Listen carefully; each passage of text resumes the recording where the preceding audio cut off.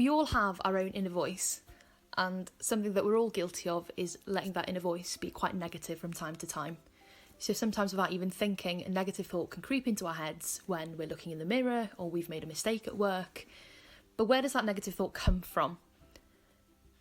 So this often comes from experiences that we've had in early life, which develop into our core beliefs. Core beliefs are strongly held ideas that develop from early life experiences. They're described as a lens or a pair of glasses that people put on and impact how they view the world around them. Because of these individual core beliefs, two people could experience the same event but see it totally differently. So core beliefs, as the name suggests, are called core beliefs because they are core to our belief system. Sounds simple enough. So like I said in the previous clip, two people can experience the same sort of event but interpret it totally differently because they've got these different lenses, different pairs of glasses, these different core beliefs. Some examples of toxic core beliefs are things like feeling like I am worthless, I am not good enough, I'm not important. Things like that are going to shape how we view the world and how we view our experiences. And it's these core beliefs that then give rise to sort of these rules and demands and shoulds and musts that we live our lives by, which then in turn cause us to have automatic negative thoughts.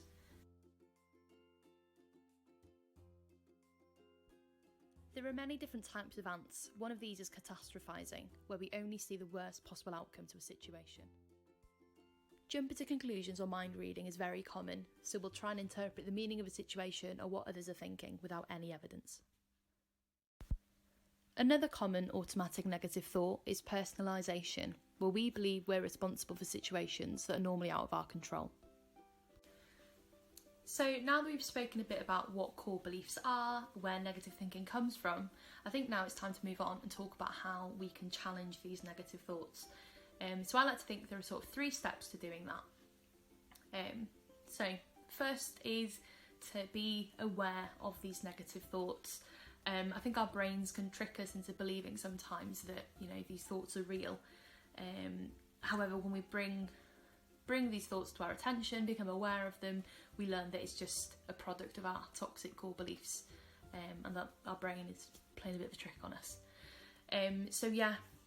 Hopefully this video has helped, bring this into your awareness about how you might be thinking, what your inner voice sounds like.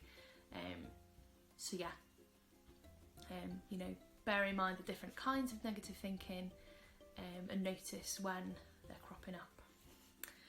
The next thing you're going to need to do is to stop these thoughts in their tracks. So, following on from my last point, once we're aware of these thoughts, we can now take steps to stop them. When you notice that negative thought pop into your mind, stop and reflect, how accurate is this thought? When you notice yourself starting to spiral into a dark hole of anxiety and anxious thoughts, sometimes literally saying stop, you can say that in your head, say it out loud. I know it sounds silly, but it does work and stops those thoughts in their tracks. And then the next step, so once we've become aware of our thinking, we've stopped this thought, we can then challenge these thoughts. So there are different ways that we can do this, but in essence what we're doing is sort of questioning how accurate and how reasonable these thoughts are. A lot of the time with these sort of automatic negative thoughts, they can be quite irrational thoughts, so what we need to do is flip them on the head and think rationally again. So the sort of questions that we can ask fit into sort of 4 categories. So we can test the reality. So this is when we might ask ourselves if there's any evidence for and against for this thought. Asking yourselves, am I jumping to some conclusions? Are these thoughts factual or are they just my interpretations? Next category, so we can look for alternative options. So ask yourself, what else could this thought mean? Is there another way I can look at this situation? If I was in a positive mindset, how would I perceive this situation? So you can ask yourself those kinds of questions. Next category is putting it in perspective. So ask yourself, will this matter in a week's time, a month's time, a year's time? You know, asking yourself, how likely is it that this will happen? And what is the worst thing that could happen and how likely that is? So yeah, you know, putting it in perspective and sort of realising how bad or not bad it is. And then the final sort of category of thinking is using goal-directed thinking. So turning these sort of problems into sort of a goal-orientated thing. So rather than sort of looking negatively, we can sort of say, you know, what can I do to help me solve this problem? What can I learn from this situation? And, you know, asking yourself, how is this thinking helping you achieve your goals or helping you feel good? So, you know, rather than focusing on the negative, we're flipping it into a positive and looking at it as sort of a learning experience or, you know, a way of reaching our goals. And, you know, there we have it. So hopefully you will have found that useful. You've learned a bit about negative thinking and how to challenge those thoughts.